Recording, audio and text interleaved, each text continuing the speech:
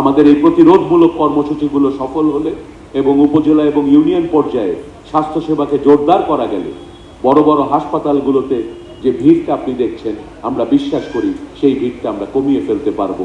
আজকের এই ক্যাম্পেইনটির আমি উদ্বোধন ঘোষণা করছি এবং সাফল্য হোক এই ক্যাম্পেইনের সেটাই কামনা করছি। সহযোগিতায় কেবলমাত্র সম্ভব হবে বিশেষ করে যে মানুষেরা গ্রামে থাকেন, হাসপাতাল এবং স্বাস্থ্য ব্যবস্থা থেকে দূরে থাকেন, দুর্গম অঞ্চলে থাকেন, চর অঞ্চলে থাকেন কিংবা পাহাড়ে দুর্গম জনপদে থাকেন, তাদের কাছে আমাদের এই স্বাস্থ্য ব্যবস্থা, এই টিকা কর্মসূচিকে পৌঁছে দিতে হলে সমস্ত সামাজিক সংগঠন এবং সকল এলাকার নেতৃস্থানীয় ব্যক্তিবর্গকে এটিকে একটি সামাজিক আন্দোলন হিসেবে দেখতে হবে।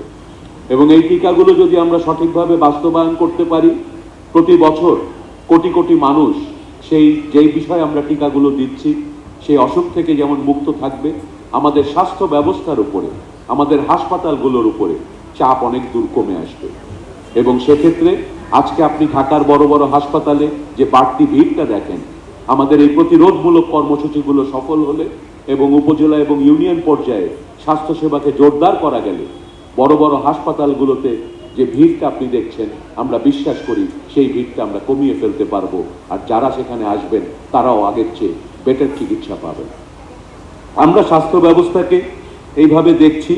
আর আজকের যে বিষয়টি নিয়ে এই কলেরা ভ্যাকসিনেশন প্রিভেন্টিভ, এটা একটা ওরাল ভ্যাকসিন, অর্থাৎ মুখে খাওয়ানো হবে, কোনো ইঞ্জেকশন দেওয়া হবে না বা কিছু হবে না। তবে এই কলেরা রোগ বা যে কোনো পানিবাহিত রোগ থেকে আমাদের বাঁচতে হলে খুব সহজ কিন্তু গুরুত্বপূর্ণ তিনটি বিষয় সবসময় খেয়াল রাখতে হবে। আমাদের মনে রাখতে হবে যে নিরাপদ পানির ব্যবহার আমাদের জন্য অত্যন্ত গুরুত্বপূর্ণ।